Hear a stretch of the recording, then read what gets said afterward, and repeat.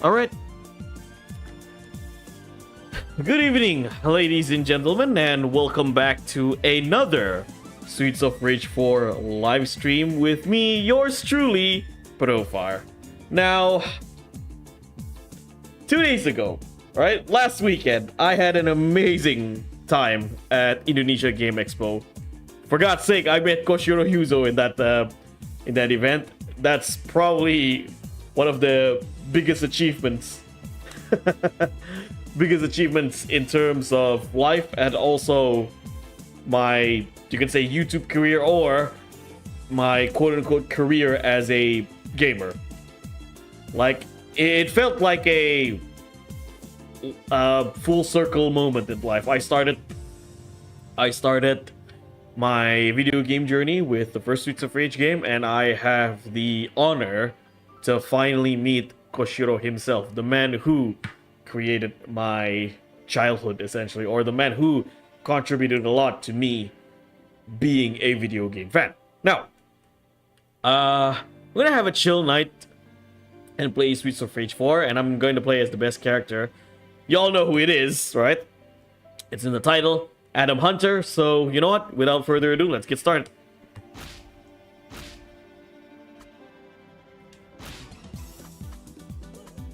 Yeah, I am really glad that Adam Hunter made a return officially after almost 3 years of absence. He was playable in Streets of Rage 1, but unfortunately he wasn't playable in 2 and 3. He finally made his official return in Streets of Rage 4. Now, if you want to count the fan-made remake, Streets of Rage Remake, he's playable there. And guess what? In Streets of Rage Remake, Adam is also the best character to play as. Go figure, he is just overall the best character. So, yeah, gonna play as Adam. Adam Hunter. Now, I don't like tweaking his movesets. I usually prefer Adam as how he is, because he's Adam Hunter. He's already good as he is. Now, I mentioned last time that Cherry is the only character who can run. Adam has a dash, has like a quick step dash because he's a boxer. It's not running, so when you tap the directional button, like front, or if you tap the front button twice, he'll do like a boxing dash, you can say, but it's not running. But it is very effective to fight off enemies on the field. And once again, I feel like the game's biggest weakness is that the game did not develop the combat from Streets of Rage 3. Instead, it developed the combat from Streets of Rage 2. And I wish that it did build off from Streets of Rage 3, because I think Streets of Rage 3 had the better combat mechanics overall. Want to check something? Alright, so yeah, stream's okay. Hopefully there's no audio delay. Let's get started.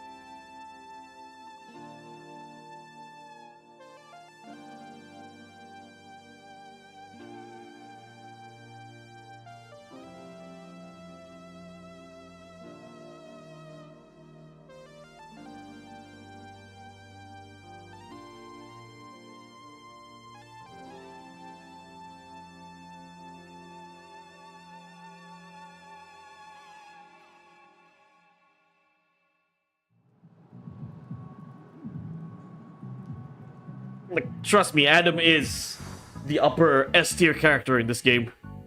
There we go. His combos are fast. He moves really fast as well. He's the big daddy of the game. And I'm glad .emu did a lot of justice with Adam.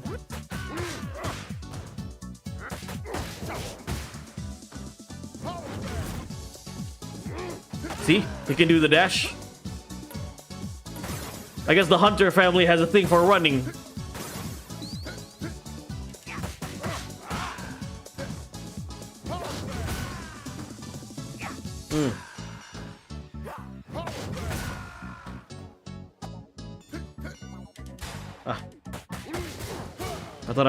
I thought I could have done a longer combo, but oh well. Fuck you, Donovan.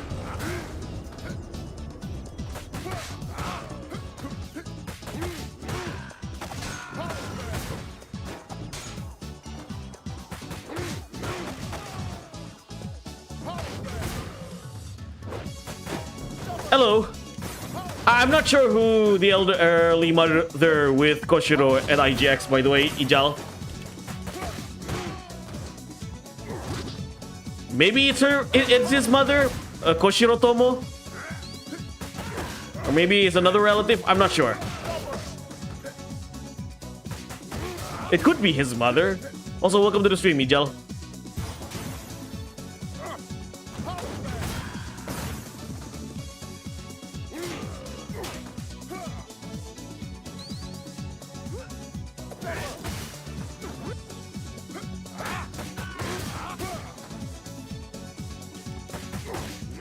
BRN is a good animated series, that's all. Hello, Brandon. I'm not sure what BRN is.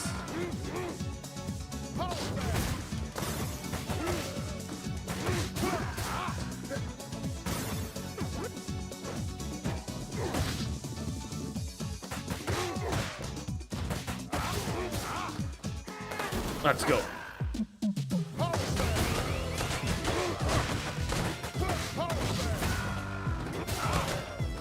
Hoo-yah!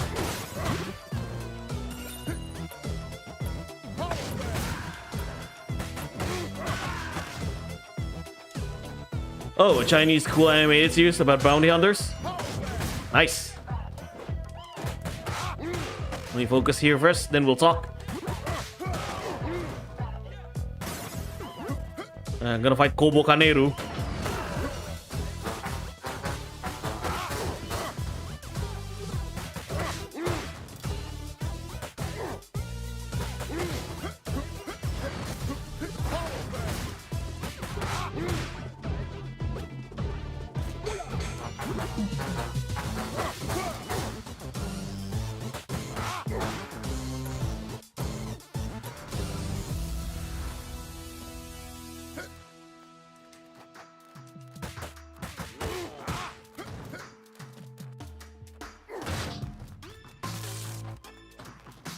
Bang.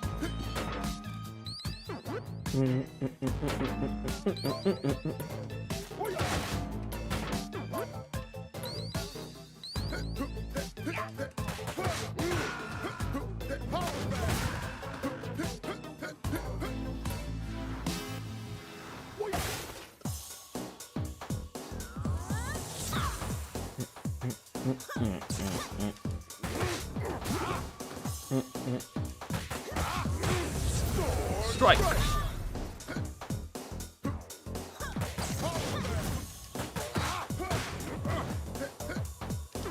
Ah, shit. You break my combo.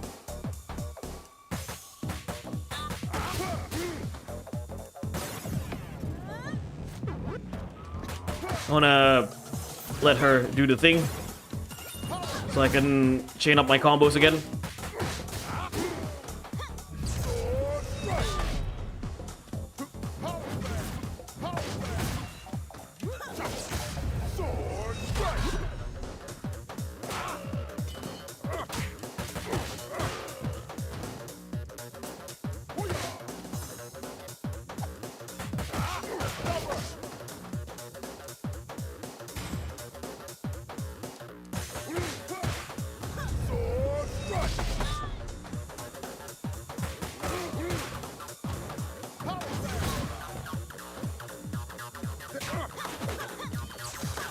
Yeah, that was pathetic. Should have gotten more combos than that. That was really terrible. I usually can do a perfect run with this stage with Adam. Ah, never mind. 24,000 is a good point anyway.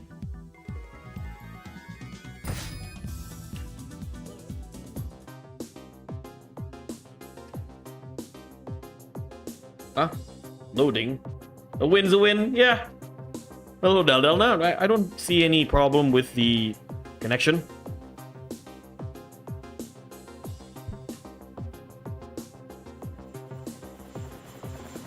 To answer your question again, Ijel, it might be... Hello, Bumbu Fambil, welcome. You win, yeah. The elderly woman with Koshiro-san during the event might be his mother. Koshiro Tomo, the woman who taught him how to play the piano. Yeah, music is in Koshiro's blood from the very beginning.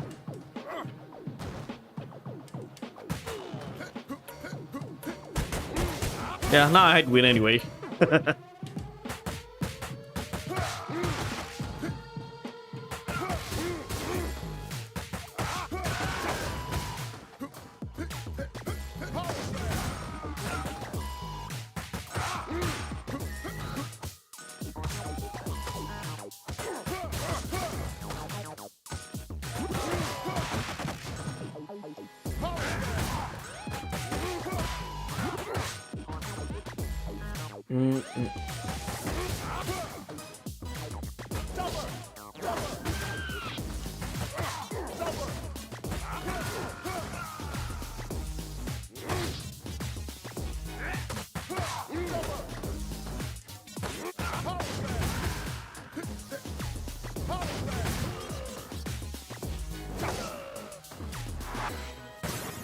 Hello Lutfi, welcome to the stream.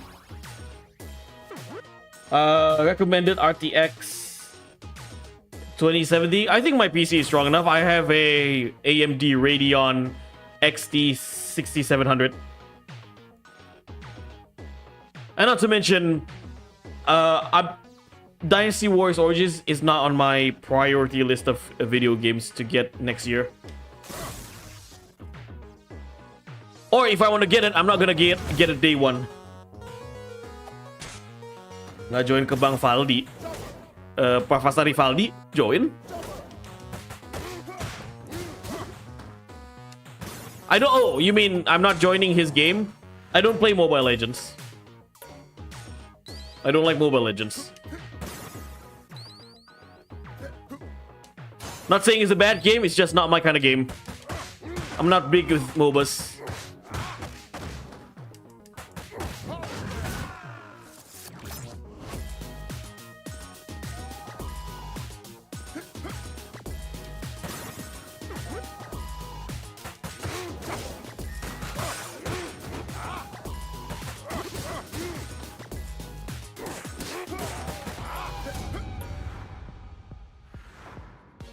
Are there any audio delays, guys? Please let me know.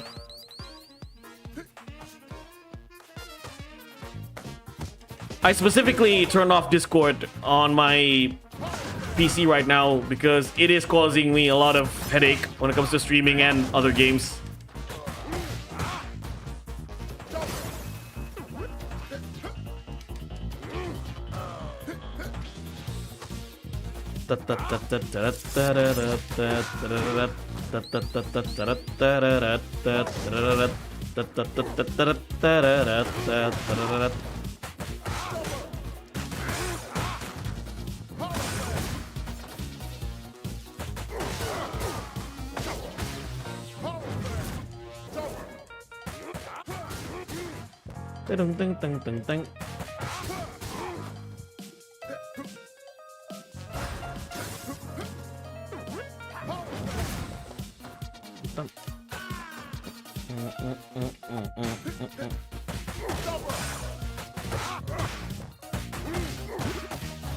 Yeah, Adam has some insane range. Ow.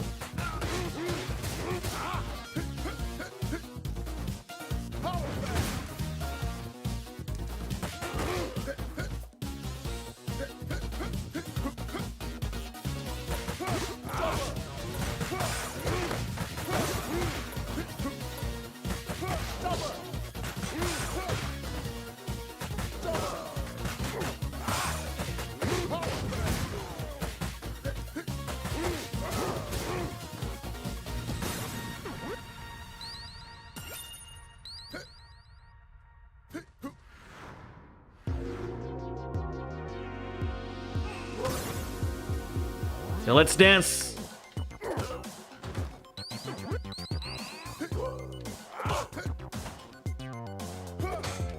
Ow.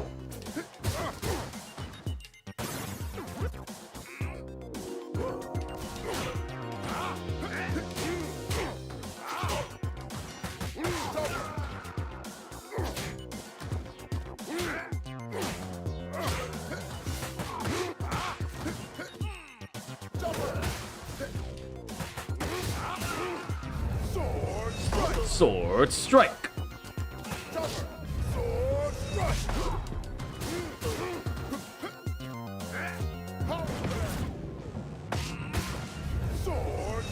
Hey Stick, welcome to the stream, buddy. Been a while.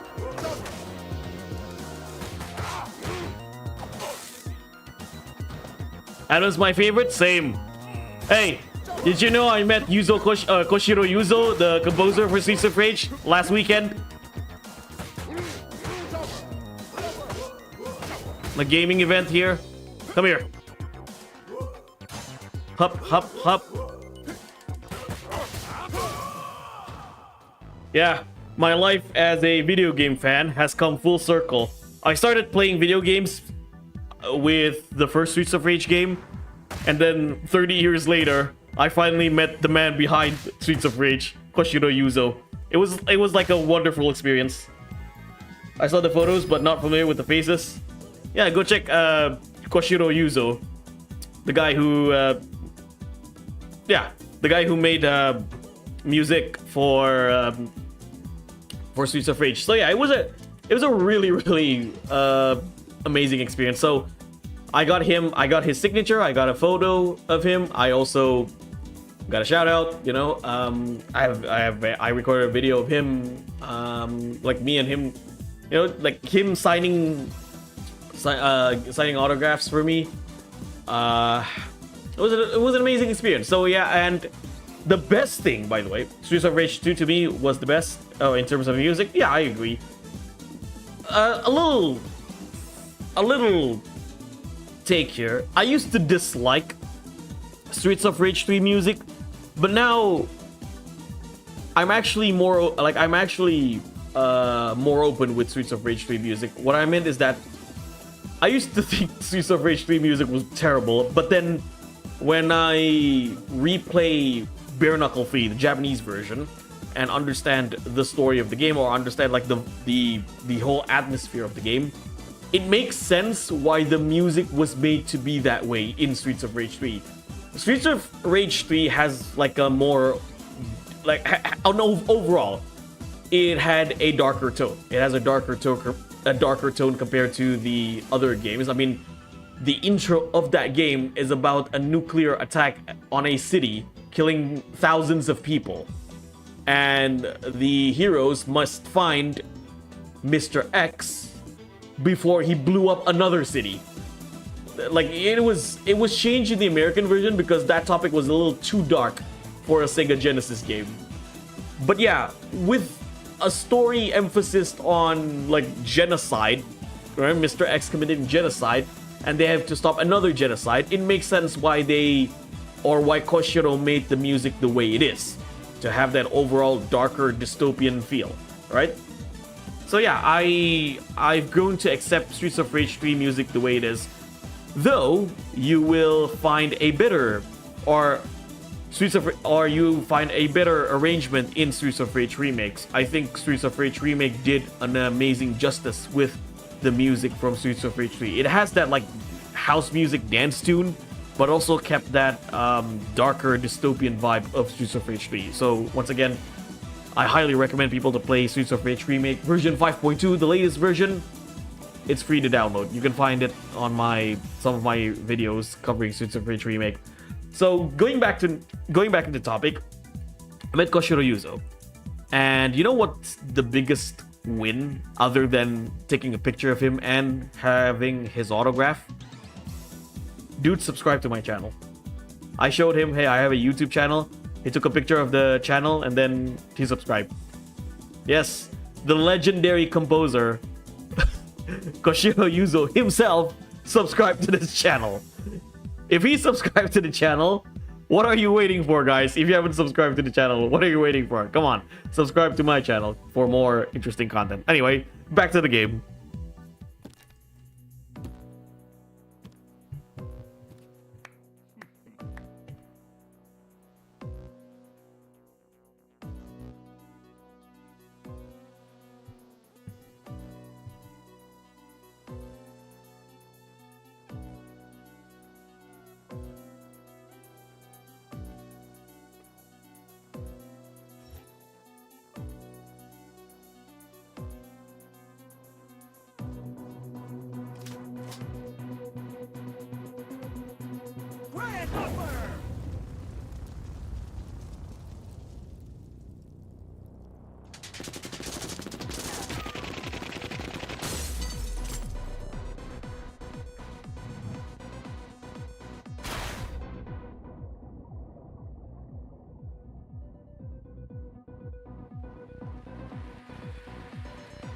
This might be a rather hot take as well. I actually think Streets of Rage 3, or the Japanese version at least, Bare Knuckle 3, is a better game than Streets of Rage 2. Not saying Streets of Rage 2 is a bad game, I just think SOR 3 with its combat makes the game a lot better.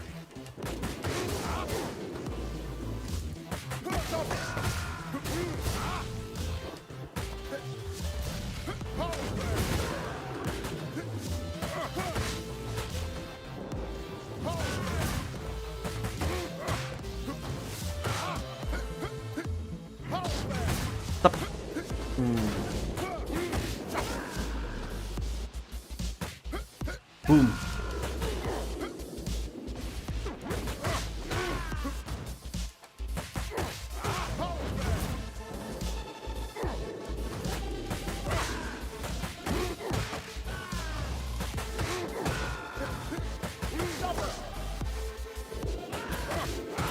Man, I'm just rather itchy right now. Boom.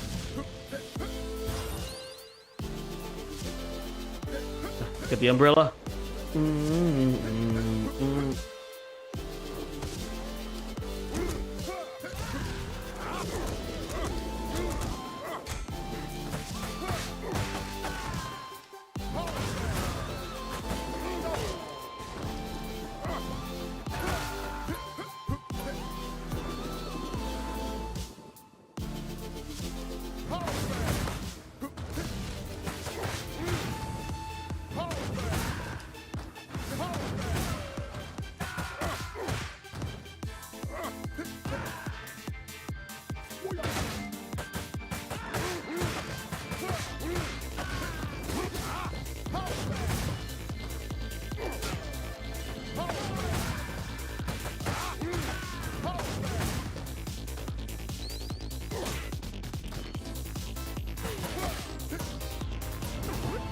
Okay, focus. I want to make sure this combo stays.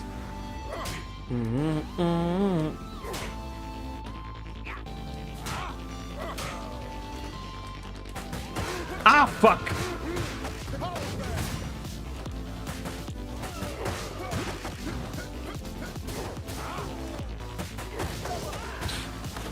Not again. Got too excited there.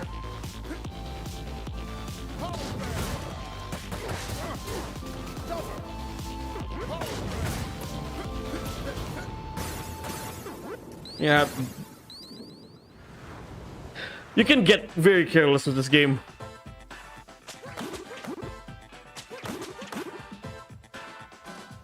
Sword strike.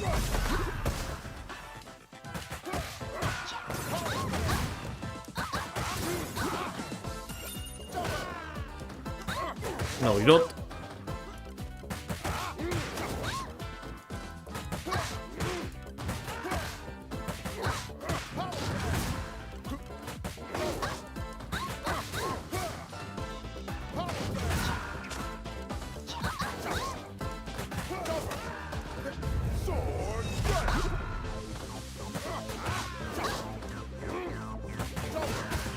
Sword strike.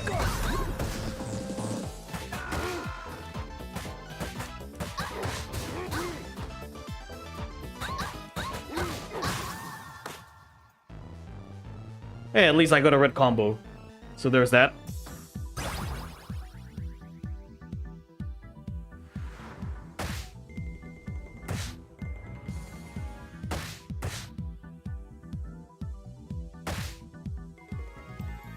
I could have gotten 23 or 24 if I didn't botch the combo earlier.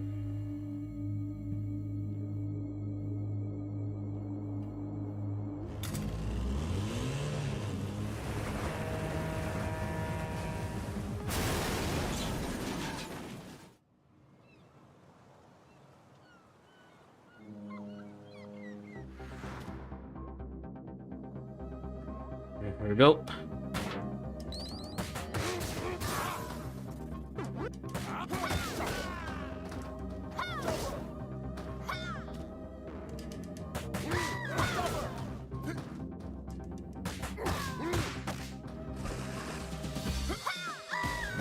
That was embarrassing for her.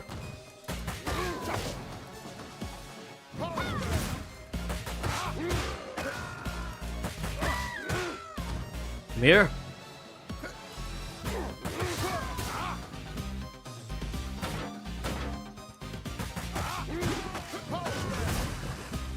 Get the bat.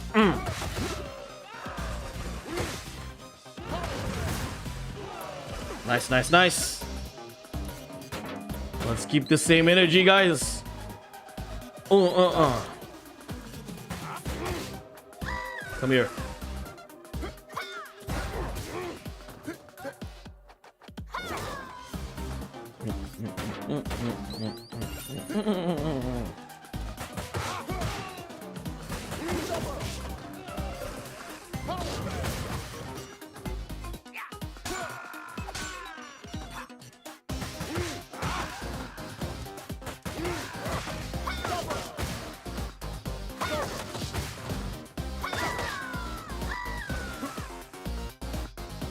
Ding. Oh yeah, that Joe Musashi cosplay was really good. I mean, fun fact, Revenge of Shinobi has the same composer as, or has the same developer as Streets of Rage 1.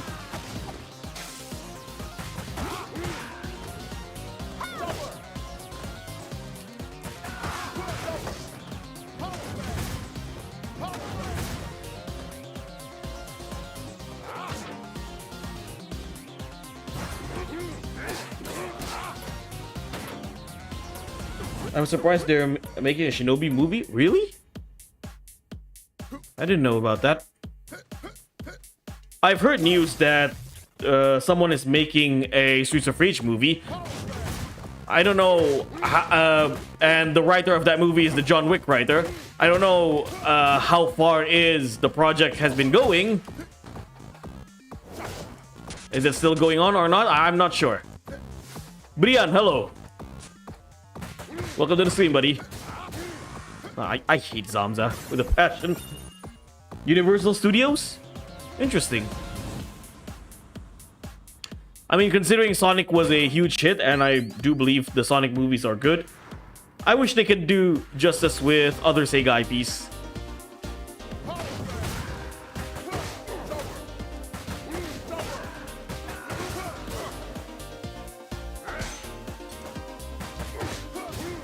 One can only hope, of course.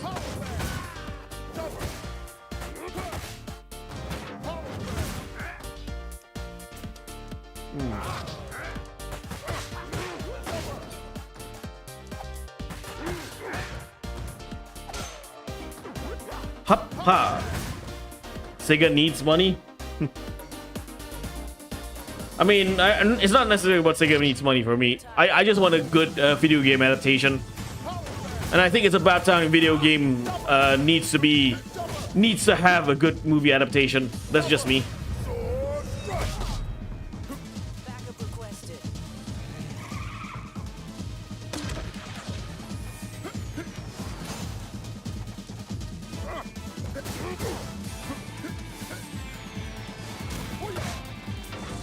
Yeah, exactly. Any company needs money.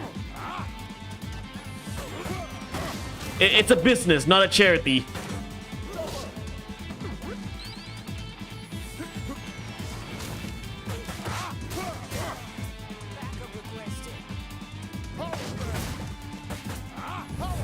I botched there.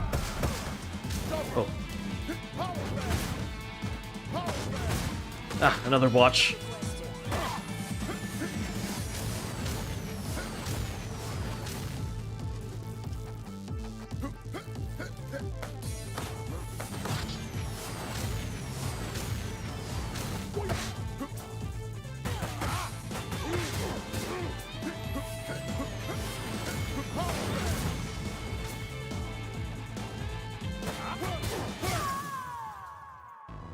It's gonna be cool to get a modern ninja movie at cost, at most.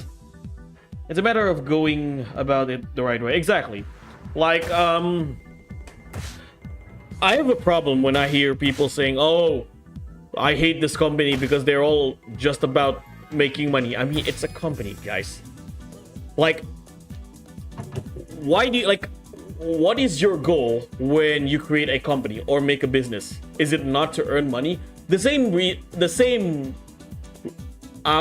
energy I have, and it irks me whenever I hear someone saying, oh, you're just in this job for money. Of course, at the end of the day, it's all about the money. Now, what matters to me is not necessarily the end goal, the money, the end goal, looking for money.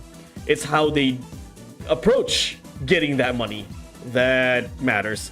Like, you can make money by producing shit, or you can make money by producing quality stuff. Because to me, it matters when you can make a lot of money and make quality stuff, right? If you're making money by producing garbage after garbage, it's not good for the long run, right? It's not good for the long run. I've discussed this before, right? That there needs to be a good balance between quality and quantity. Like, you need to produce a lot of, like, you need to produce many things for your customers in the quality that is good, right? I'd rather they not make money of garbage. Exactly, same goes with me. I do not want to make, because, and it's also like, my worries usually is that, okay, so this relates to Dynasty Warriors. I know I'm talking about Dynasty Warriors again, is that one of the reasons why it's hard for me to get excited with Dynasty Warriors Origins, or why I'm not going to get that game day one, is because I am super skeptical with Dynasty Warriors Origins. I've seen so many red flags in that game, and not to mention the last 3 Muso games from Koei. I'm talking mainly the core games, Dynasty, Samurai, and Orgy, were either at worst garbage, at best mediocre. So if you have 3 games in a row that are garbage or mediocre, I cannot for the life of me get excited for a new Dynasty Wars game. Will I get that game? Yeah. But when, as a collection, but when it dropped price. And the reason why I'm not getting that game is that it might be good, but I'm sensing the game is gonna be mediocre. As in, yeah, people are gonna play it, people are gonna say good things about it, and then that's it. After the honeymoon period is over, people are going to realize that, yeah, Dynasty Warriors Origins is not the all amazing game that it meant to be. I hope I'm wrong on this. It's not that the all amazing best of the series game that it is, and then they realize, oh yeah, this game is actually mediocre. And then what are you gonna do, right? Koei is probably going to go back to re-release Dynasty Warriors 8 because, oh, people love Dynasty Warriors 8. Oh, we realize that Dynasty Warriors 8 is one of the best games in the series and people like it. So let's just re-release Dynasty Warriors 8 for the 25th anniversary or whatever anniversary the game has, as a form of, yeah, this is an apology. Remember the good old days, guys? Just like how they did with Samurai Warriors. Samurai Warriors 5 came out. It said, this is a new direction of Samurai Warriors. This is a reboot, right? They dropped the game. The game was super bare bones. It felt like it was rushed. People say the game is the best of all time, like one of the best games in the series. during the honeymoon period, and then after the honeymoon period is over, people realize, oh yeah, this game was pretty meh, pretty mediocre. Some people even consider it as hot garbage. And then what did Koei do after that? Yeah, let's just drop Samurai Warriors 4. 20th anniversary of Samurai Warriors. So yeah, let's just drop Samurai Warriors 5. We forget that a reboot exists. Let's just drop Samurai Warriors 4 again as the 20th anniversary special. And let's pretend that that game doesn't exist. And if we ever approach a new Samurai Warriors game, we're going to make Samurai Warriors 6 a sequel to Samurai Warriors 4 instead of sequel to Samurai Warriors 5. I have a feeling that's gonna happen with Dynasty Warriors Origins. I could be wrong, like I said, I could be wrong, and honestly, I hope I'm wrong. Dynasty Warriors Origins is going to be out. It's a reboot. It's a reboot. It's a fresh take of the Dynasty Warriors series, and then it turns out to be bare bones. And then Koei is gonna be like, oh yeah, let's re-release Dynasty Warriors 8, and then we're gonna make Dynasty Warriors 10 or whatever the next Dynasty Warriors is as a sequel to Dynasty Wars 8. And let's pretend Dynasty Wars 9 and Origins never exist. I might be skeptical, but again, it's hard for me to get excited for a game where the last 3 games did not deliver well. Sonic X Shadow Generation is a decent product, a remaster of a 2011 game plus an entirely new expansion with the same length. It's good. Castlevania Muso. I think it might work because Castlevania, right? It speaks for itself. But I'd rather have a Castlevania like a 3D hack and slash a la Devil May Cry, or those PS2 Castlevania games, Curse of Darkness and Lament of Innocence. I'd rather have that than a Muso game. That's just me. If there are games that I want to see as a Muso game, I've talked about this multiple times. 1, Bleach. 2, Final Fantasy. 3, Inuyasha. There you go. I'm here. Hello everyone. Hello Kim Von. Welcome to the stream. A nice little chill post IGX stream.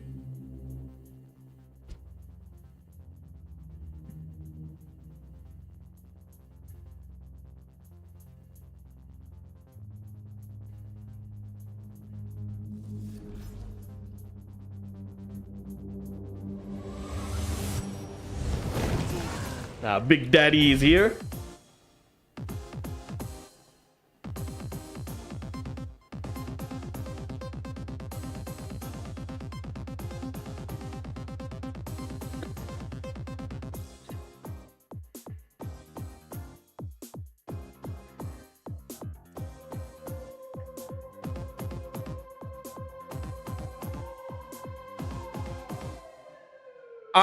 By the way, I wish Indonesia Game Expo have another event next year. I wish there's another Indonesia Game Expo next year. I hope the Indonesia Game Expo is going to be an annual thing. If IGX is going to be an annual thing, I'm going to go there every year.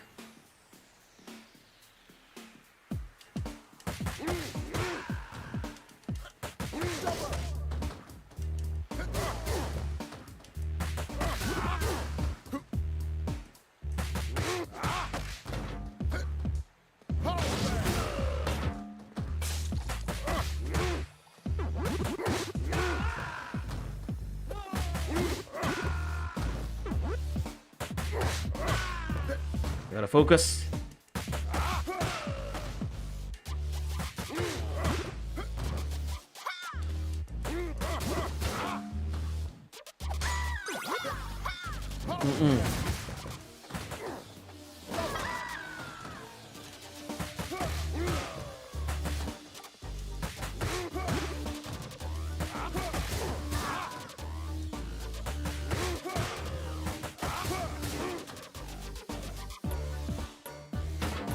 Let's go. Come here.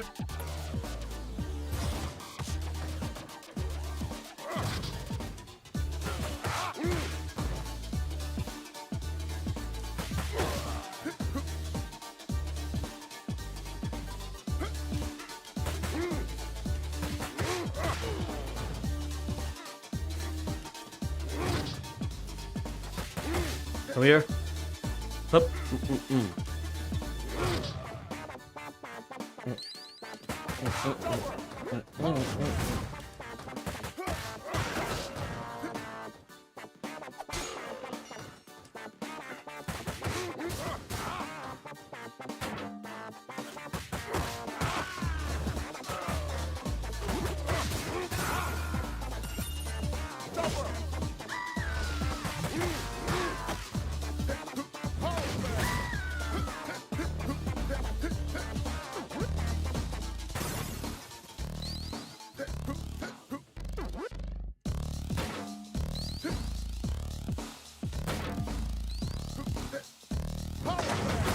Kobokanairu again.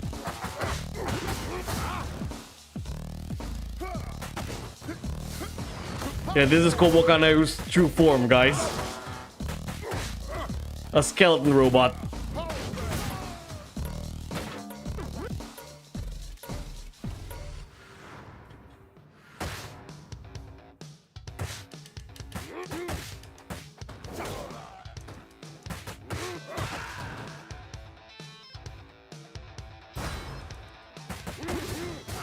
Here comes the biker Karens.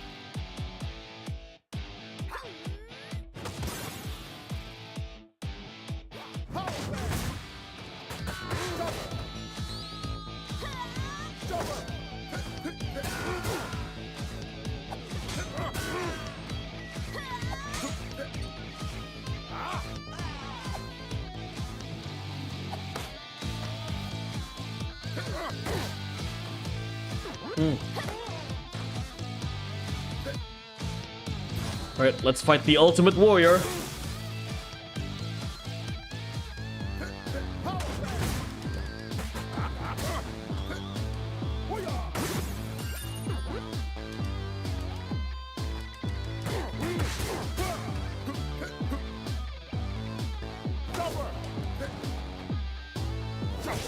Ow.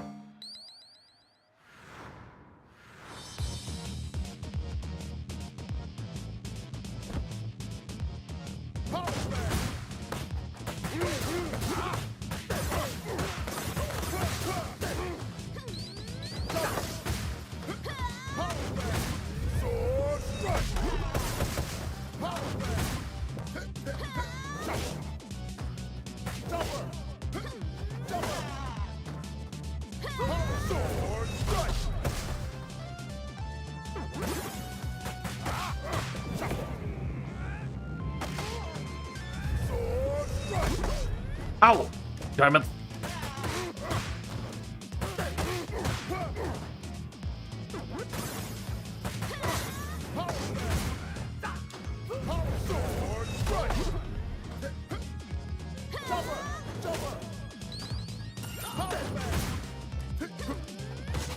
That was ridiculous.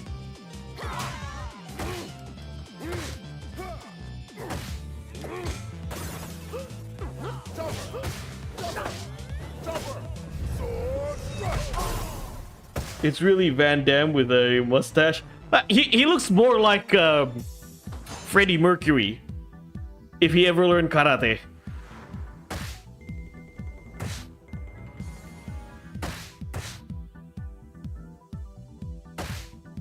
So I want to talk about some experience I had with IGX. There was usually with cons, there's a talk show on the stage, right? And there were some moments that literally made me cringe during the talk show. One particular moment was with Koshiro Yuzo. So I'm not saying Koshiro Yuzo did something cringe. I'm talking about there was a moment that was absolutely cringe in that segment. So when Koshiro was being interviewed by the host on the stage, this one question irks me. You know what the question was? The question was this. Okay. With the evolution or growth or change, with the evolution of music in video game and the video game industry as a whole, how or what are your efforts to stay relevant? And I legitimately facepalmed when I heard that question. Are you, seriously, my dude? You're going to ask Koshiro Yuzo, an industry legend in the video game world, how does he stay relevant? Are you kidding me? Again, imagine if this is not Koshiro. Imagine if this is Uematsu Nobuo, the composer for Final Fantasy. Are you going to say it in his face, Uematsu Nobuo, hey, how do you stay relevant after 40 plus years in this industry, creating a career for yourself and creating a legacy, basically, in this industry? Or how about we change into movie industry? Are you going to tell me, or are you going to say this to John Williams? Hey, John Williams, with the evolving music of the movie industry, how do you keep yourself being relevant?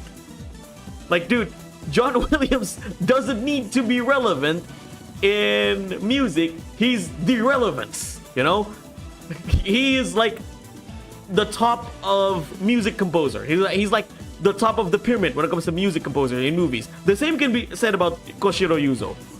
Koshiro Yuzo is in the position where he doesn't need to put effort to be relevant. He is the relevancy. If anything, a lot of music composers need to be in the level of Koshiro to be relevant. If you guys know what I'm saying, right? Possibly a poor choice of words. Yeah, exactly. It's a poor choice of word indeed. Luckily, he was asking in Indonesian, and then there was a translator translating that question in English. Sorry, not in English, in Japanese. And I think the translator did not mention anything about relevancy. I think the translation mentioned about, how do you adapt with the evolution of video games and its music? I think that's a better choice of words.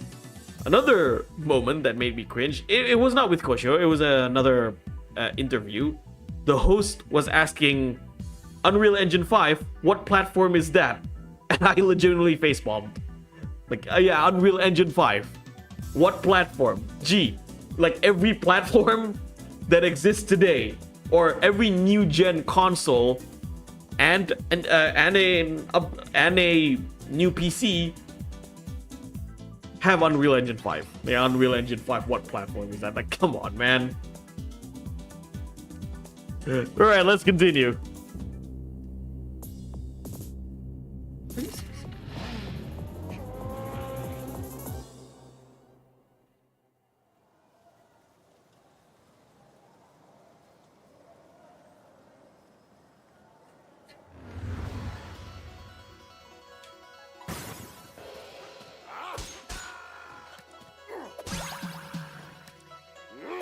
Okay.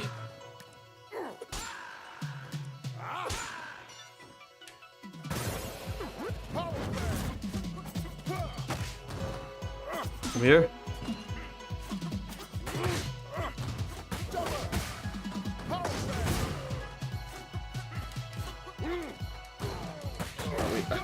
My ear is a little itchy.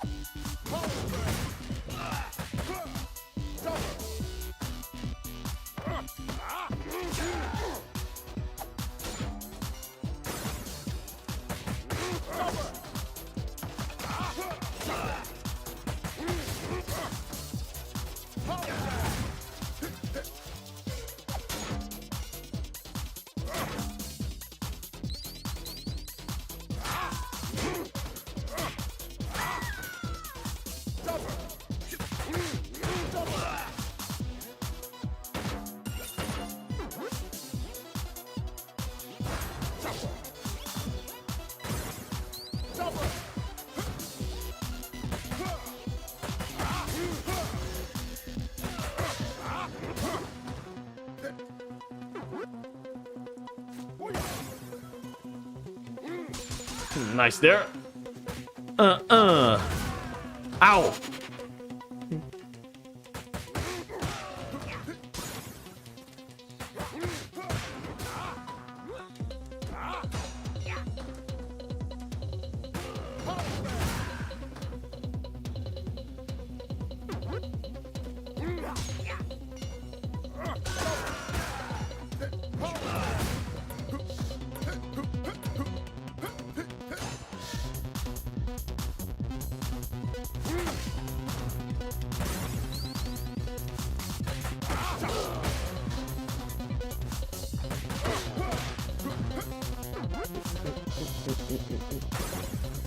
Ow, ow, ow.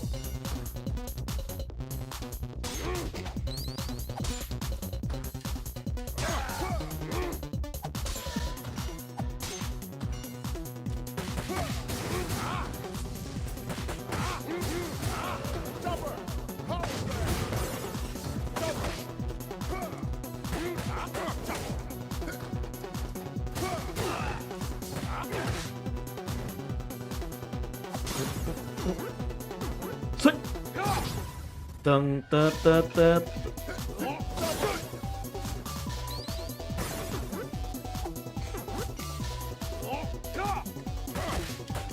I need you as a grab fighting Goro.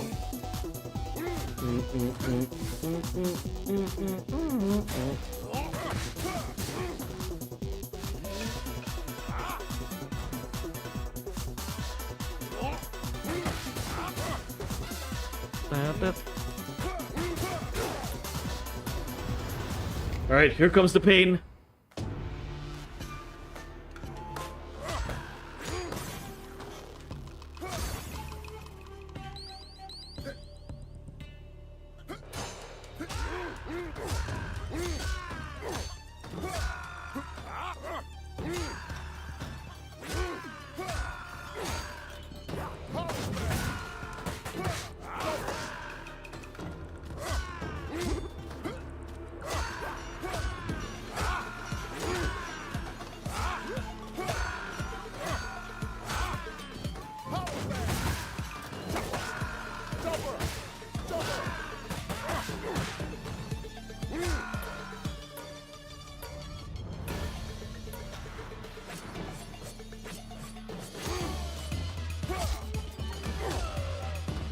Let's keep this classy.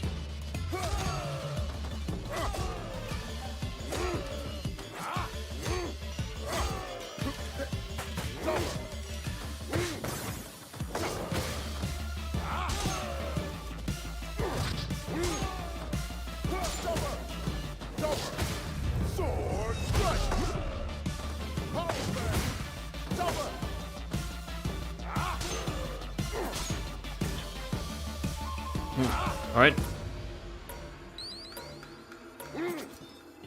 Keep the combos running.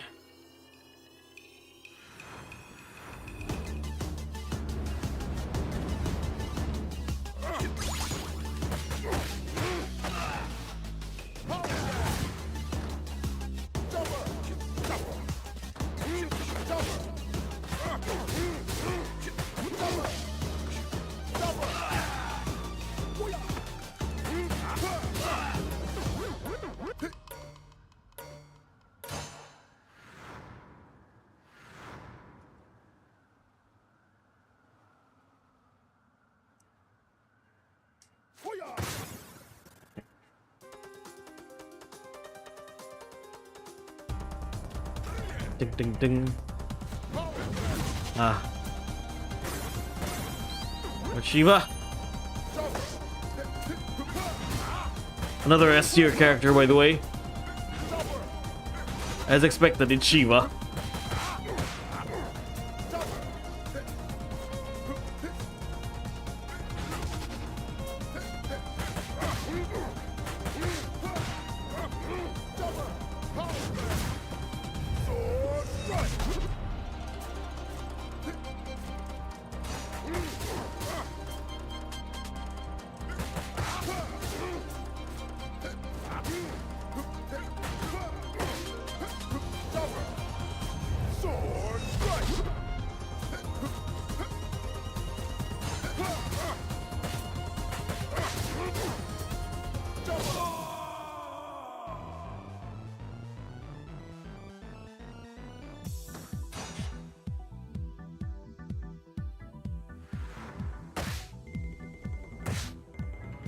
Not too shabby, I must say.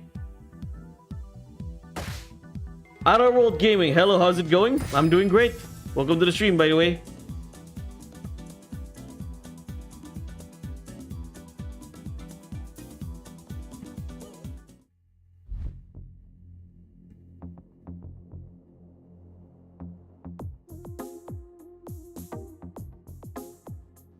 You're welcome.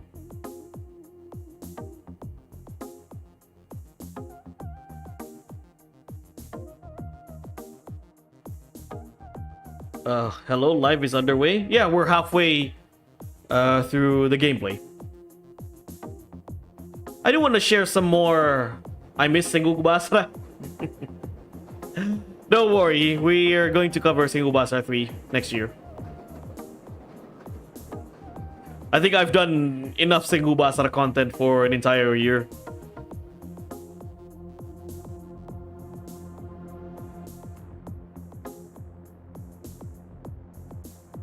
Hopefully.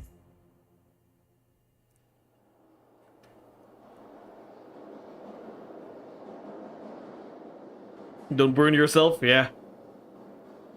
True.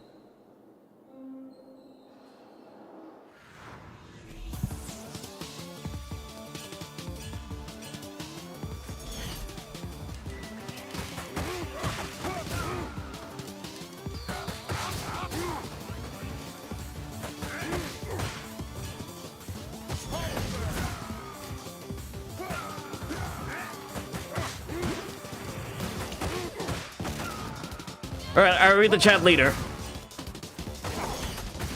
Yeah, exactly. I don't want to burn myself out with Sengoku Basara. Variety is a good thing. Just like, look at here. You have a variety of enemies to beat.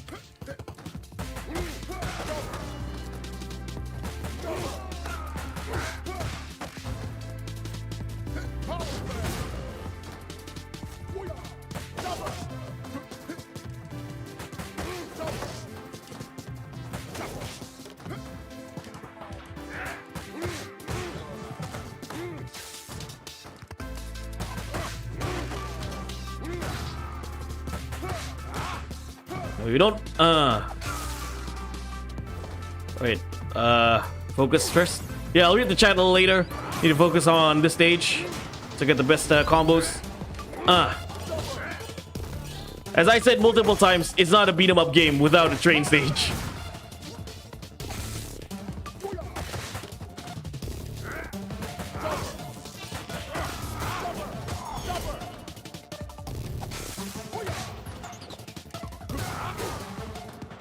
Something I've always admired in beat 'em up games is cityscape art. Oh, absolutely. Same. It's usually on the train stage, like I said.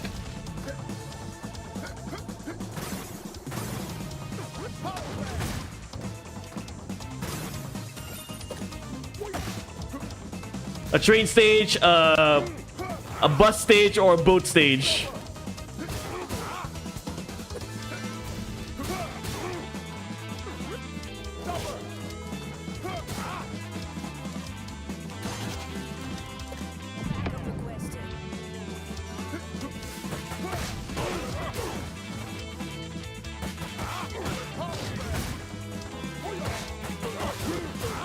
Uh-uh.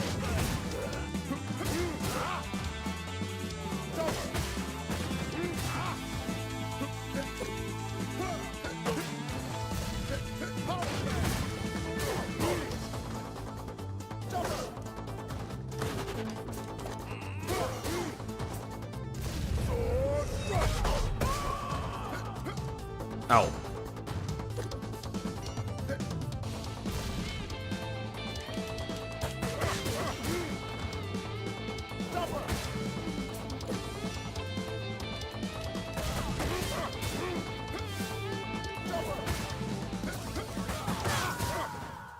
Parallax scrolling is beautiful. Exactly. I love that technique, parallax scrolling.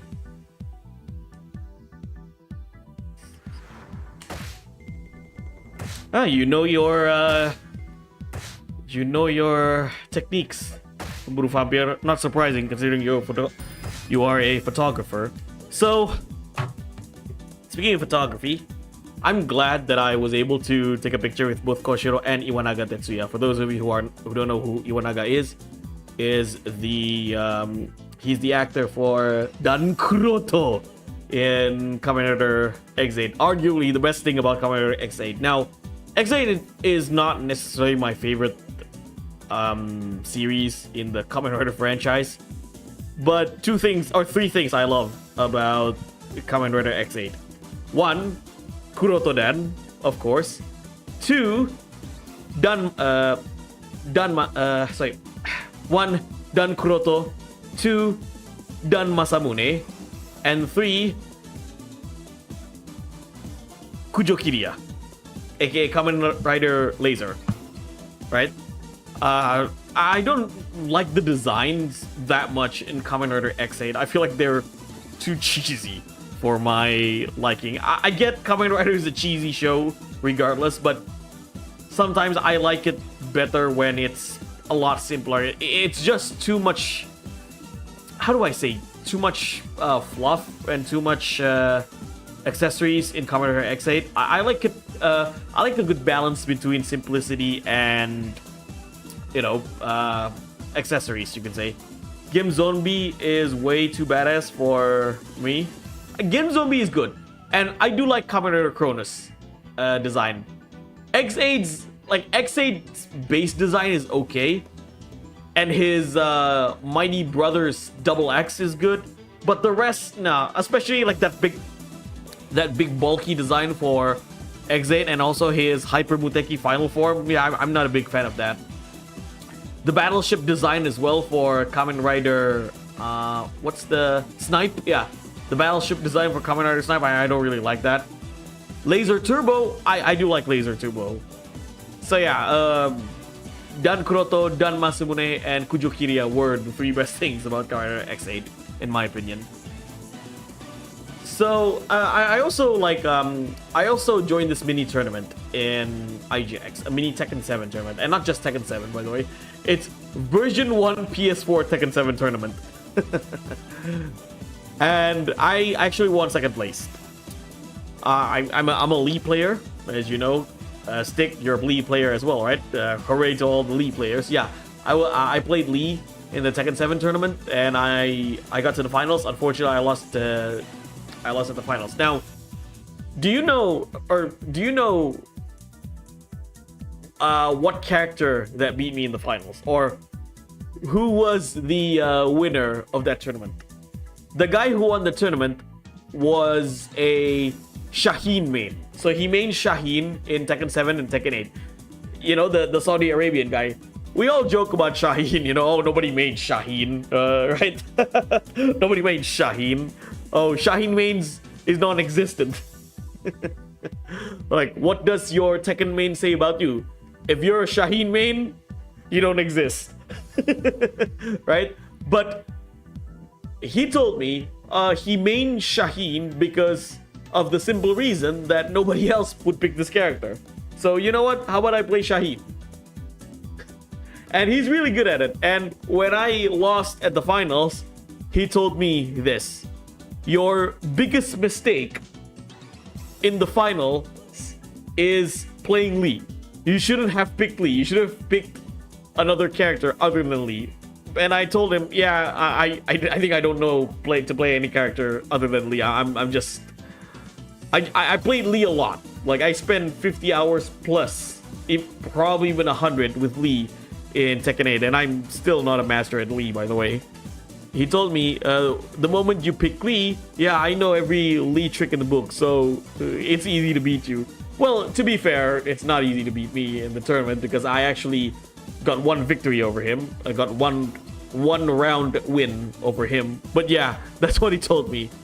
I mean, you're good. Like I think he said, you're good at Lee. You're good at Lee. The only problem was that you pick Lee. I know every trick in the book with Lee. That's how he flexed on me.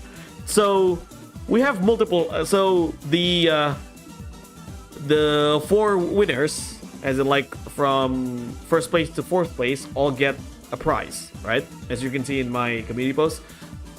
The guy on the left is the winner. He won a Rexus wireless controller. So yeah, the tournament was done by Rexus. So the first winner, or the winner of the tournament, won a wireless controller. The runner-up, which is me, I won a Rexus wireless earphones, and worked really well, by the way. It works fantastically. The 3rd place got a wireless mouse, and the 4th place got a mouse pad. So it was a fun mini tournament. I enjoyed myself. And the most, like, here's the thing about IGX is that I like when events are not crowded. Now, when I say not crowded, I'm not saying it's full of crickets. You know, it's super silent, or what's the opposite of crowded? It's super empty. No, I don't mean that way. I like a good balance between very crowded and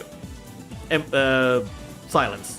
So IGX was an event that has a lot of attendance, but not too crowded. As in, it's not like Indonesia Comic Con or Komifuro, where you have an ocean of people in that event or inside the event. Like literally an ocean of people, you can't move. Not only that you can move, you don't have Wi-Fi signal as well. Like it's hard to find mobile data on Indonesia Comic Con or Comic Frontier. So I like IGX, the fact that it's crowded but not too crowded. I can still move around. I can still find signal in the venue. It was a good balance, right? It was a good event in general, and I find the event really wholesome as well because you have guys my age, you know, millennials and somewhat older, going to events because you have multiple games being showcased, or multiple games from the past, present, because the theme was past, present, and future. So you have retro games, you have the current games, and you also have upcoming games. So it's like fun for the whole family. So you got guys in my age, guys younger, guys older than me bringing their kids. And I'm actually really glad that kids there, when I say kids, I meant young kids below the age of 10. They get to experience retro games, you know, games that we grew up with. And some of them even are familiar with older games. So I went to this retro game booth. It's called JDK, Jadul Kekinian, which means retro today, or like present retro, you can say. And I was playing Mega Man X on an actual Super Nintendo. One of the best games in the system, by the way. I still think Mega Man X holds up till this day. No, I did not get a picture with Ayame Misaki, unfortunately. It costs a lot already. I mean, it cost me a fortune to get a photograph from Koshiro and Iwanaga. I couldn't afford to get Ayame Misaki. You should have been there. If you want to get Ayame Misaki, you should be there. I know you're in a different island, but if you want to get Ayame Misaki, you should have been to IGX 2 days ago. So where was I? Yeah, it's rather wholesome to me to find out like kids, especially Indonesian kids, are into video games, as like into console games, into retro games. So there's this like stigma, and I still think it is, that a lot of kids these days don't really like video games console. They are more familiar with mobile phone games. I mean, there is a place for mobile phone games, but I'm just not a big fan of them. It is what it is, but I'm really glad that I could find, like, I still found kids below the age of 10, like kids below the age of 10 are interested in video games such as Nintendo Switch, the PS5. It's a good thing to see. Right? It keeps the video games alive. So I remember, so I was playing a Super Nintendo. I played Mega Man X on that system, right? During the event, and there was a kid with his dad come into the booth, and then the kid was shouting, "Look, Dad, it's Rockman!" And I was like, "Oh my god, I'm so happy!" Like, this kid know what Mega Man is. Well, okay, a lot of Indonesians are familiar with the Japanese name, like Rockman. Usually, people call Mega Man as Rockman, right? Oh, it's like, "Hey, Dad, look, it's Rockman." I was like, "Wow, a kid that's like what 6 years old know about Rockman X. That is amazing." And there was also arcade machines, and the arcade machines were like general emulators. So the arcade machines have games from the arcades, from Super Nintendo, and also from NES. A lot of people came to that booth to play an arcade machine with Super Mario Brothers, like original NES Super Mario Brothers. So they played Super Mario Brothers with arcade machines. Then they have a lot of like different core audience. Like, sorry, they have different players in that machine. You have guys my age, you have guys older than me, you have guys younger than me, like Gen Z, and you also have Gen Alphas, like the kids playing Super Mario NES. And some of the kids I watch, like some of the Gen Alphas I watch playing Super Mario NES on the arcade machine, actually did really well for the first few stages. I mean, Super Mario is a relatively simple game. You know, you just walk, you run, and you jump. Simple as that. And some kids were able to do that really well until they reach the underwater level. I mean, yeah, the underwater level is quite difficult in NES Super Mario. And then I saw some Gen Z, like like younger guys in their like teens or 20s playing Super Mario NES, and to my surprise, like the kids that were below 10 years old outperformed them. And we got to play, I got to play Nintendo 64, one of my favorite consoles ever. We got to play Mario Kart, Super Mario 64, and it was like, I see a lot of like Gen Zs playing Nintendo 64, and you know, I went to those Gen Zs like, "Hey, let me show you how it's done. Let me show you how a game veteran does." You know, the first thing I noticed when a lot of these younger audience play Nintendo 64, they hold the controller wrong. You know, the Nintendo 64. Also, hello, Yes Man Inc. I see you're playing as my favorite character. He's my favorite character too. Like, Adam is top tier, right? He's a daddy for a reason. So you know how the Nintendo 64 controller is, right? You got 3 legs, you could say. Usually controller these days, you have 2 legs, you have a D-pad, you have an action button, you have 2 analog sticks on the right and left, and then you have 4 trigger buttons. On Nintendo 64, you have 3 legs, you have the D-pad on the left, you have the action button on the right, you have 1 analog stick on the middle, and then you have 3 trigger buttons on the left, on the right, and on the back with Z. On the back of the middle leg. Right? Okay, saya pamit dulu. Alright, Tantio. See you later. And a lot of the people there hold the controller like you hold a PlayStation controller, with their thumbs holding the analog stick in the middle. And I told those people, you don't hold that like that. They were playing Mario Kart and Super Mario 64. You don't hold it like that.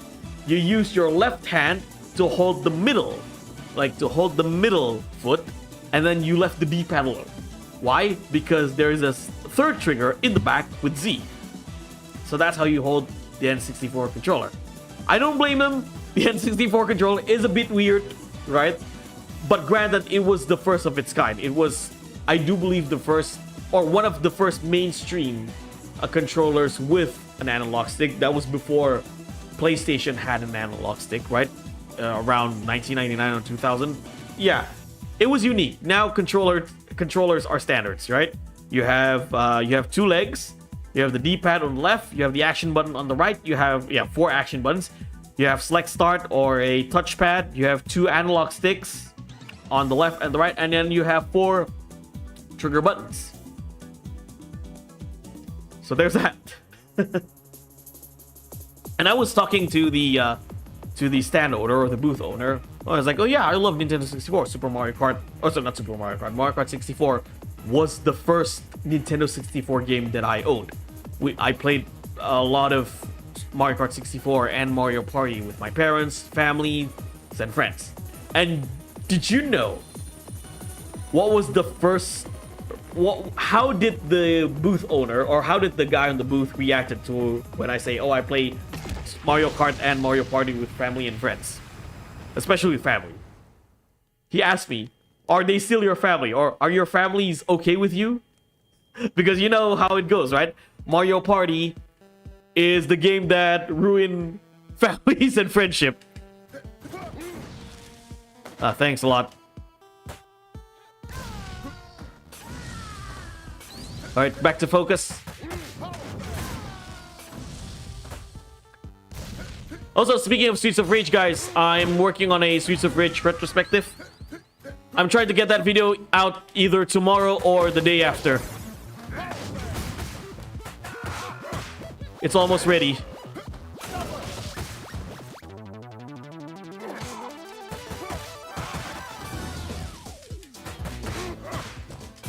Ow.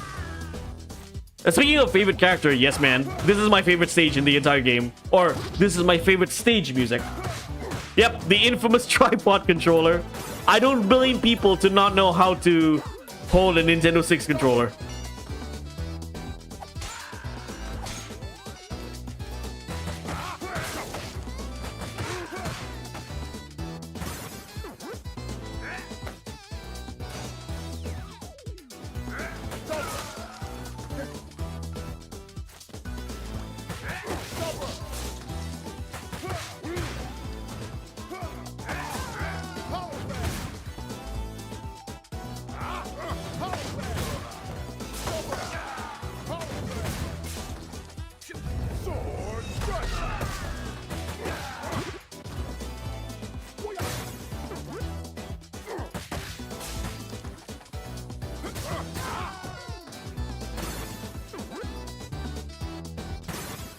Alright, I'll read the channel later, Sick. Let me focus first. Okay, a company called Analog made a new 64 console with 4K capability. Works with every 64 game, engineered entirely in FPGA, not emulation. Nice.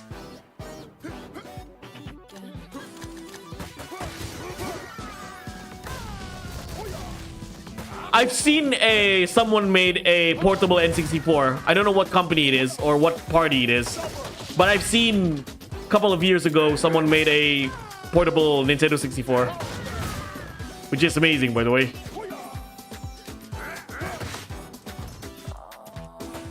I think it's run by emulation.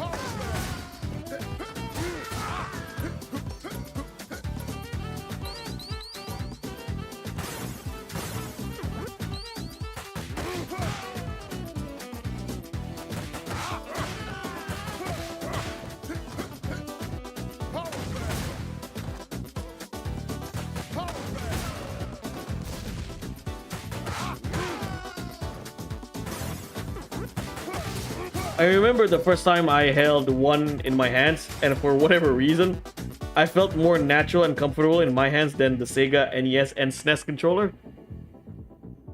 Interesting. But yeah, when I first hold the N64 controller, yeah, my instinct tells me to hold the D-pad.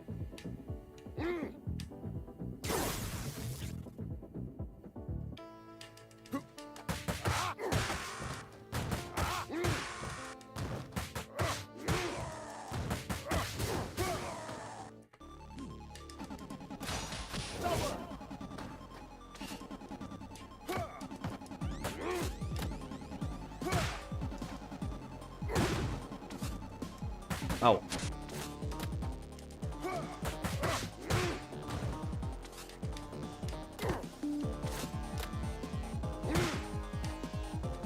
Ow, ow, ow.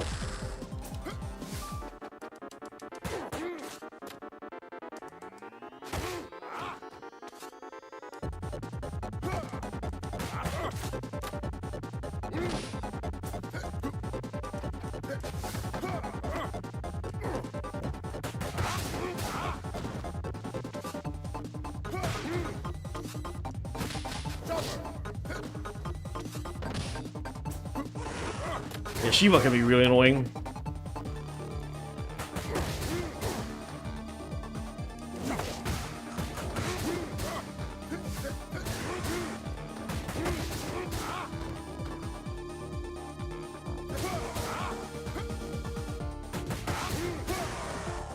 Ah, I won. I remember seeing a Boomerang 64 controller back then. I kind of forgot. Like, I think memory-wise, I kind of remember seeing that, but I don't really recall it. I don't really recall what it looks like.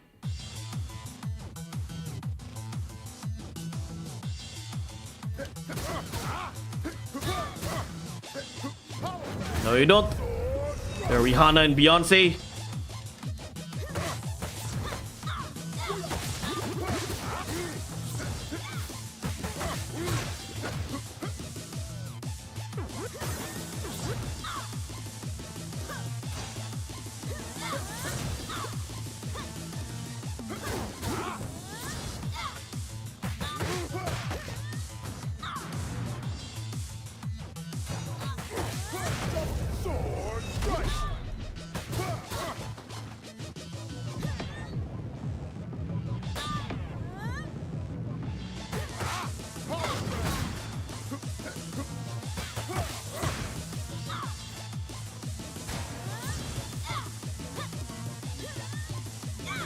Ow.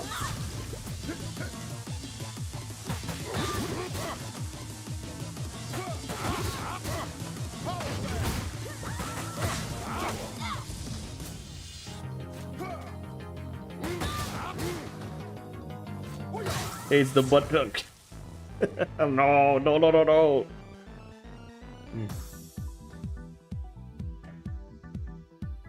There was an interesting question with Koshiro, by the way.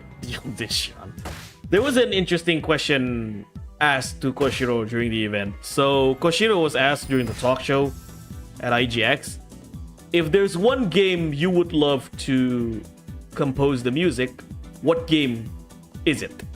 Or what game would it be? Or what series would it be? So Koshiro said that he loves Konami games, right? If there's one game that he wants to make music of, he wants to make music a Konami game, and his favorite Konami game or Konami series is Gradius. Yeah, it's a horizontal shoot 'em up. How many of you have played Gradius? Honestly, I would love to see Koshiro compose the music for a Contra game. That would have been dope.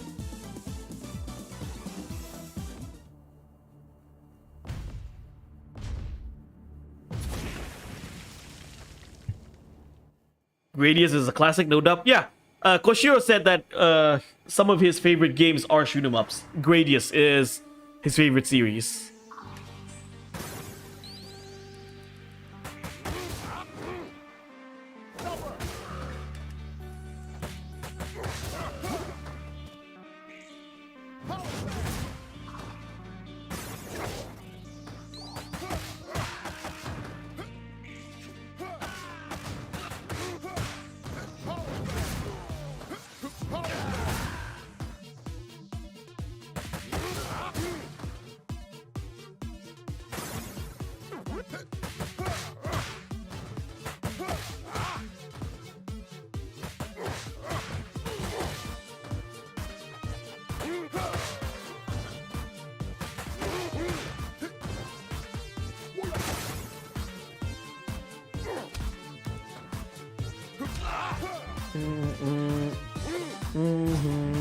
Da, da, da, da, da.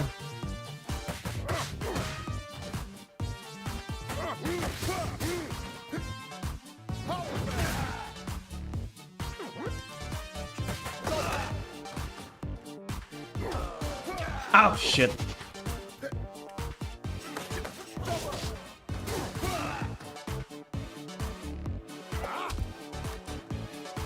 Yeah, this is the second hardest stage, in my opinion.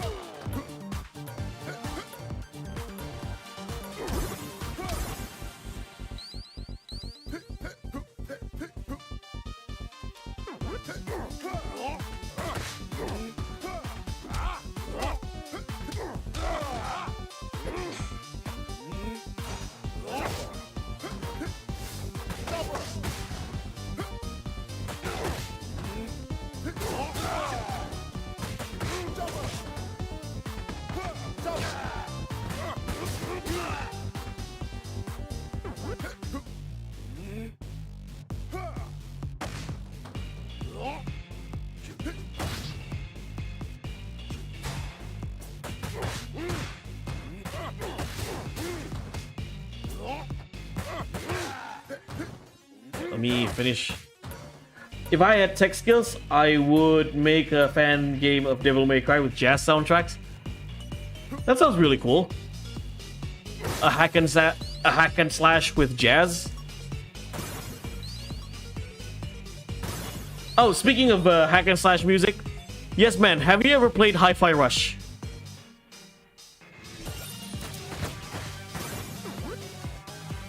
But I do find that idea interesting, though. Yes, man. Hack and slash with jazz music. How would you imagine Adam's brother redesigned? Skate, I think. Interesting. I could see him being a... Oh. Yeah, I think he should ditch the skateboard. I know he's called Skate. Oh no, I think Skate would ditch the was it rollerblades, right? And to maybe he's a break dancer, or like he used dance fighting or something. I can see that. Though again, it's like, how do I say it? Like adult Skate with rollerblades doesn't really, doesn't really excite me, or it doesn't really fit in my opinion. But then again, like rollerblades have been it's part of Skate's character. No, but I've heard it. If you like hack and slash music, or like hack and slash mixed with Jet Set Radio and rhythm action games, I recommend you play Hi-Fi Rush, especially if you like Devil May Cry. Imagine DMC with Cowboy Bebop soundtrack. That sounds really dope, by the way. I would have loved to see that. Yeah, you should try Hi-Fi Rush, by the way. Basically, it's a hack and slash game, but you follow the rhythm of the music.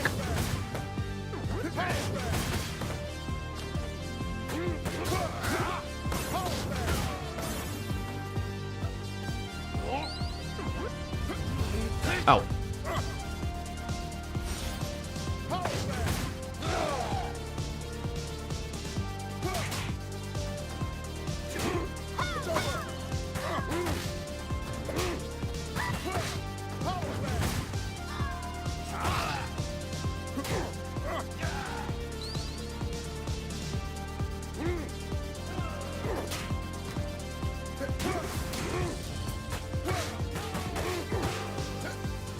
It's a neat. It'd be a neat plot twist if he became a villain. I think its actual canon name is Eddie. Yeah, Eddie Hunter. I don't think people will like seeing Skate as a villain, honestly. They don't like seeing an established hero being a villain.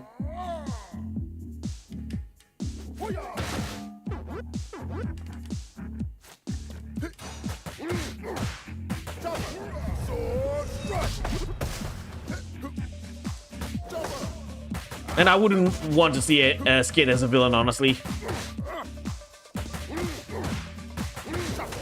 As a boss, it's okay, like Max here. Put a story where he's being controlled or he's trying to stop us from doing something reckless. But as a villain, no.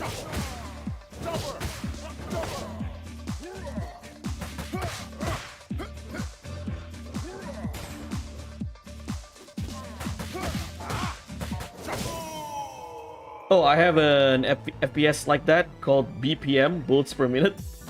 Nice. Maybe misunderstood and redeem. Yeah, again, even as a misunderstood villain, I don't think it's a good idea to make Skate as a villain.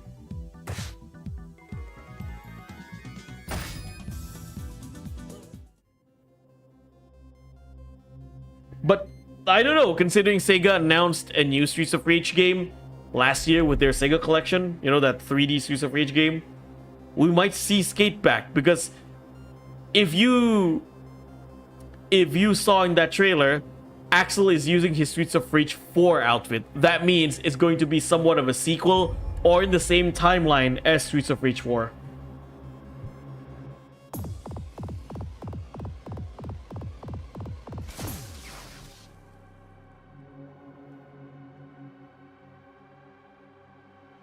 One thing I really like about last event, IGX, is that it really goes to show you that video games unite people. Video games unite people of different age, different background, different... yeah, just unite people. Unite people of all age.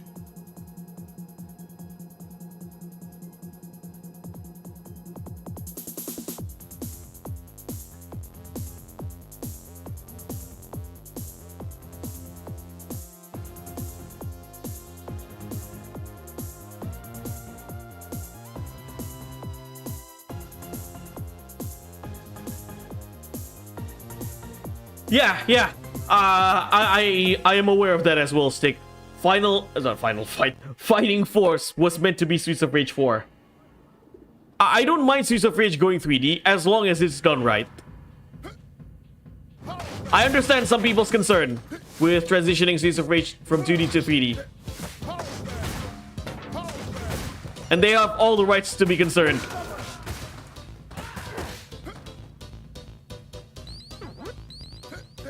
But at the same time, I feel like I am open to new ideas, or I feel like I personally would like to see what they'll do for a 3D Streets of Rage game. Ow.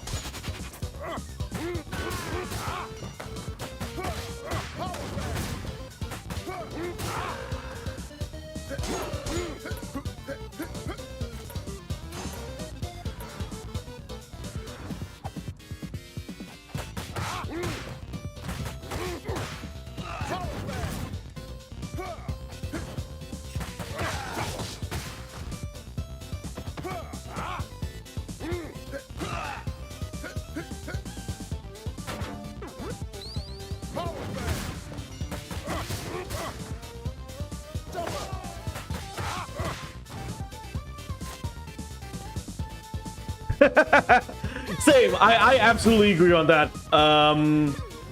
Yes, man. If it weren't for YouTube channels, I don't have friends from other countries.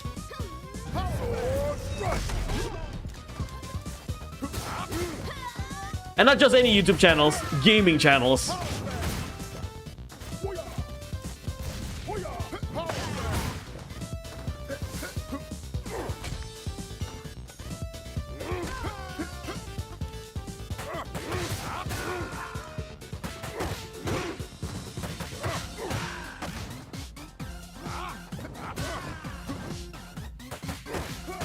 Dum dum dum dum dum dum dum dum dum dum dum.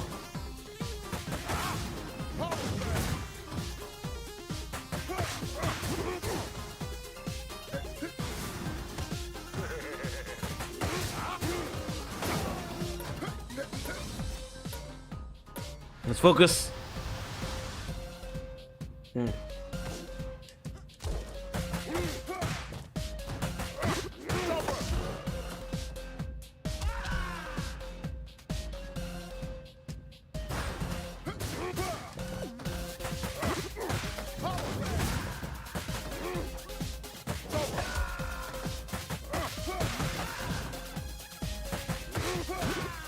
Ow. Got hit by the hammer.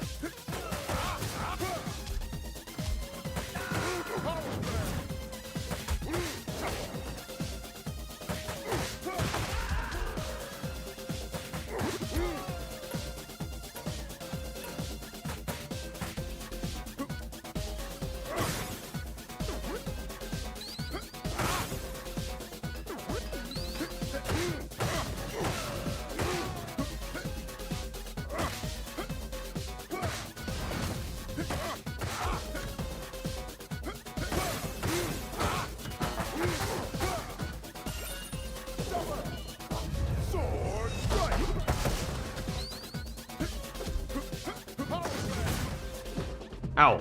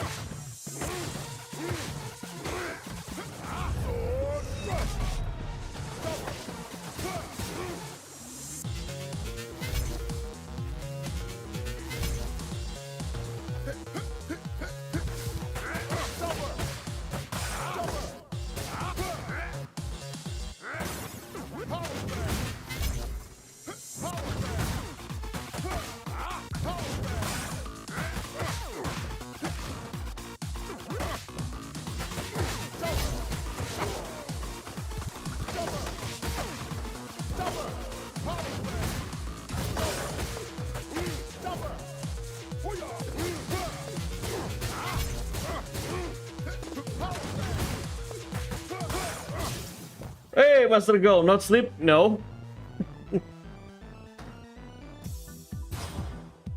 Not yet. I'm 2 stages away from finishing the game.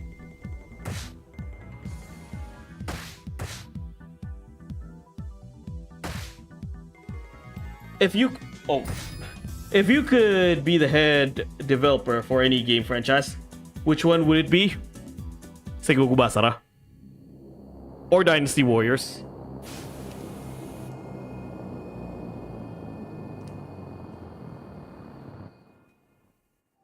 Okay, Sengoku Basara or Mega Man X. There you go.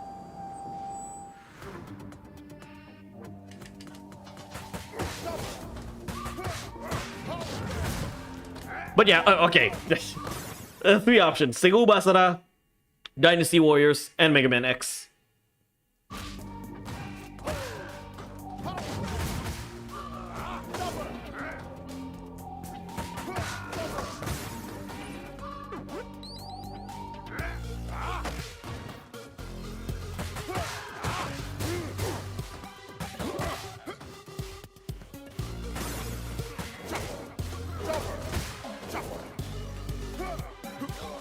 Or if it's okay, I forget what's the difference. It being noon where I'm at. Oh, it's almost it's midnight here. We are at 12-hour difference, night and day. Without hesitation, he says Basara. Yep.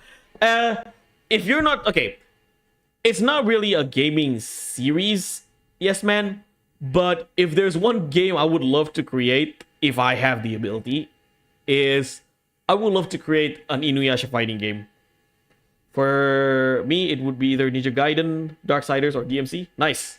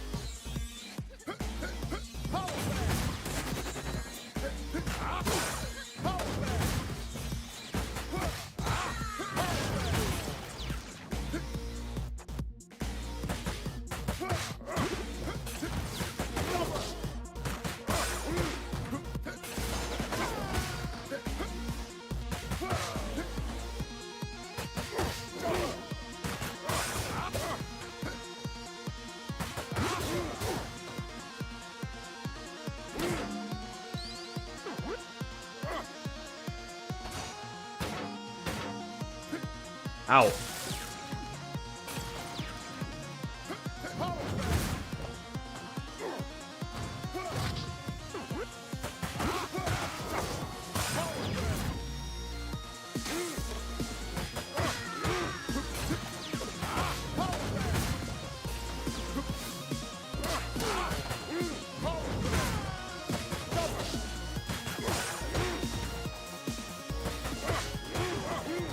I'd make a Sweet Sharks game, either like a beat 'em up or 3D action game like TMNT Mutants in Manhattan. That's a nice game. It's a shame that Mutants in Manhattan was delisted on Steam. I kind of want to try that game. Sakuya, welcome to the stream, buddy.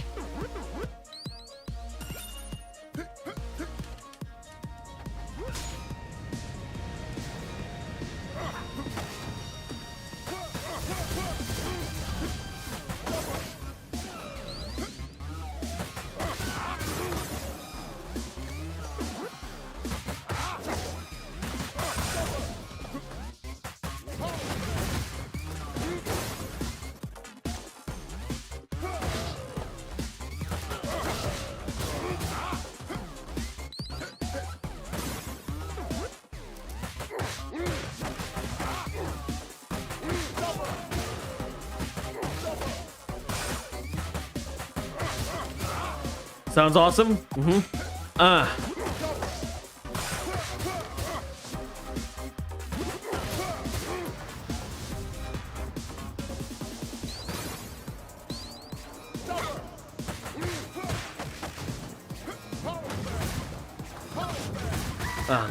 Lovely.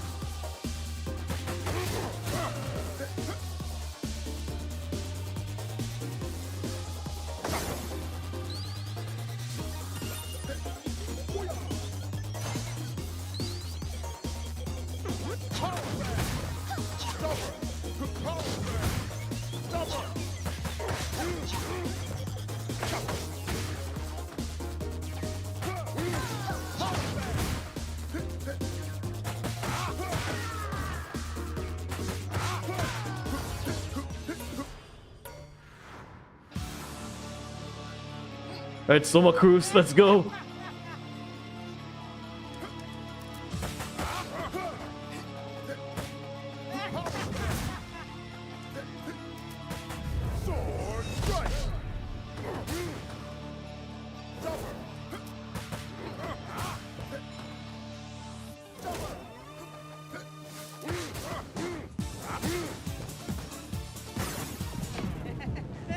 Ding, ding, ding.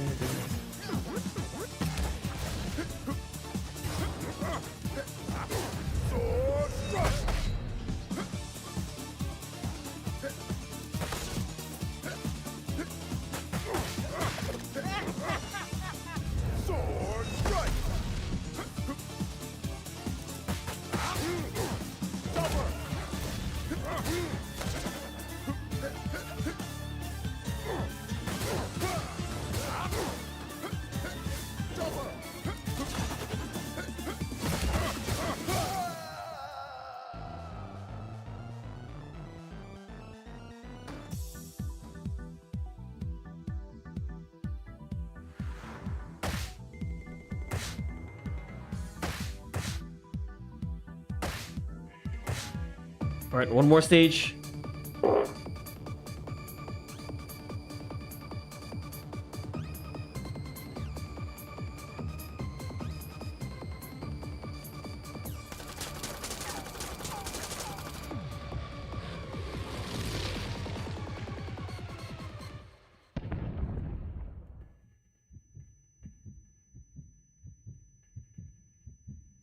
I hope someday we get Berserk game in the style of Darksiders. Well, the closest thing to a Berserk hack and slash is probably Berserk and the Band of the Hawks, the Berserk Muso game.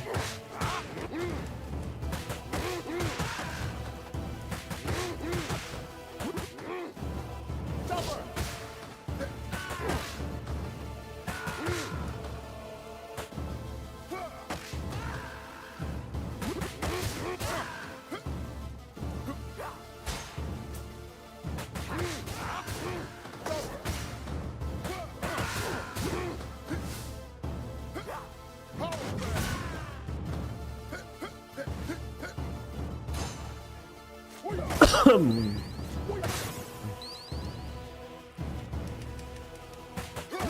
go. My lunch break is over, guys. All right. I'll see you soon. Yes, man, Inc.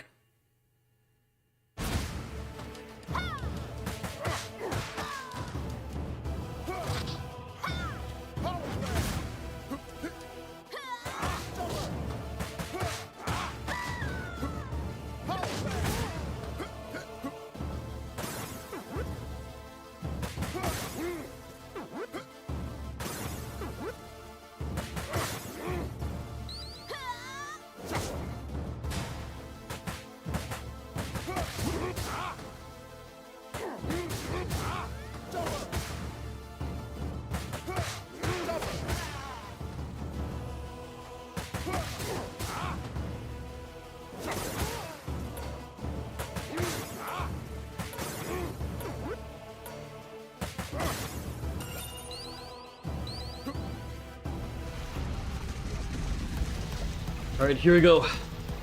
Let's finish this.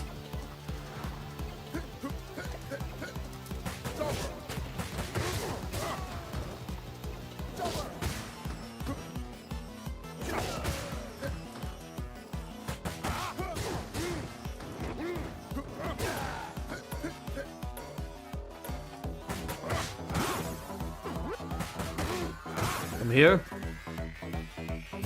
Pow.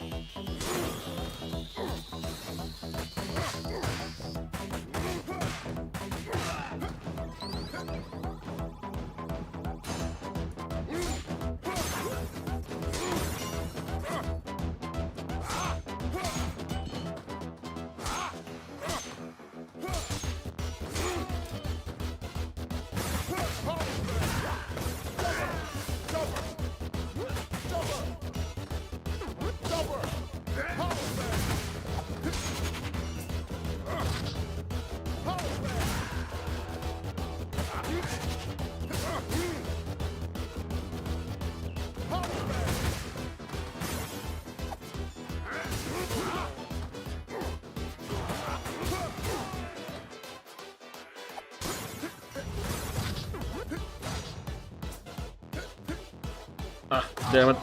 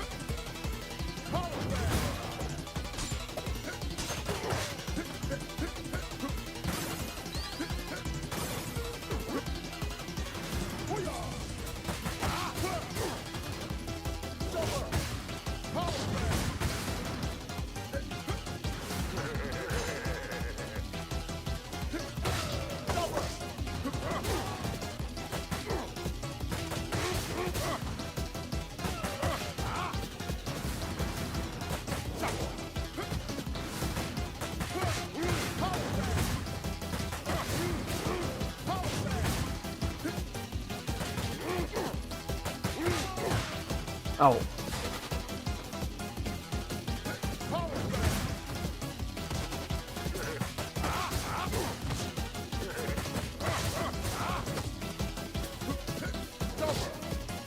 Hello, Raya. Welcome to the stream.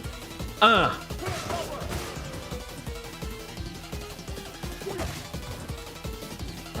dead again.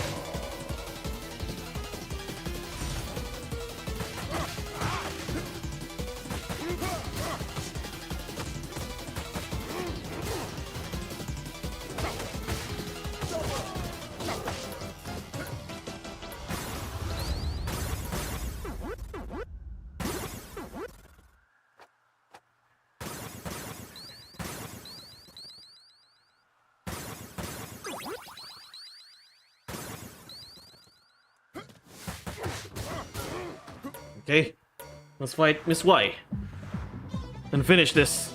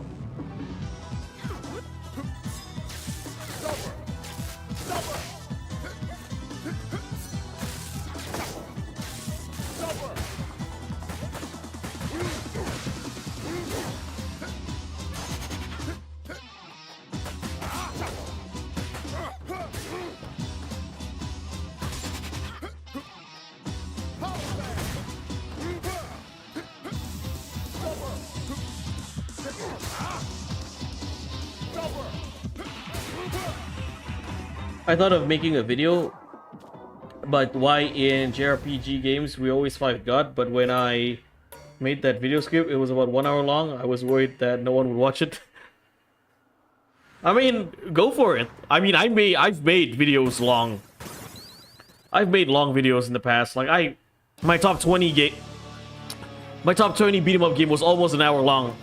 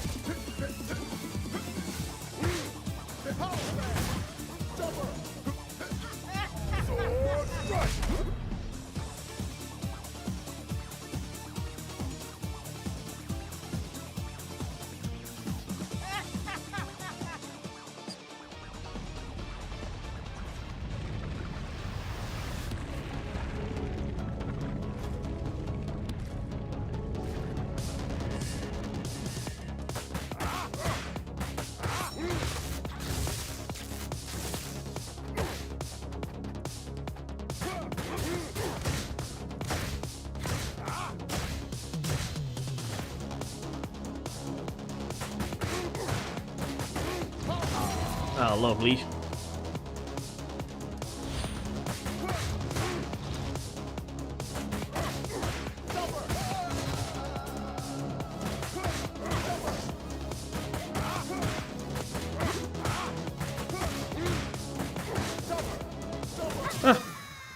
That wasn't so hard.